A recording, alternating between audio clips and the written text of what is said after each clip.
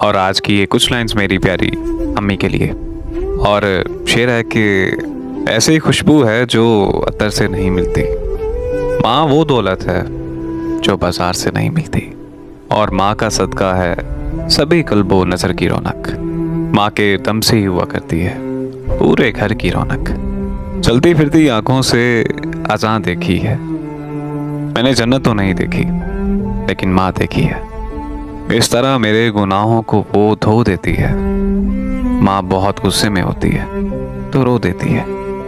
और मैंने रोते हुए पहुंचे थे किसी दिन आंसू, मुद्दतों माँ ने नहीं धोया दुपट्टा अपना। अभी जिंदा है माँ मेरी, मुझे कुछ भी नहीं होगा। मैं जब घर से निकलता हूँ दुआ भी साथ चलती है।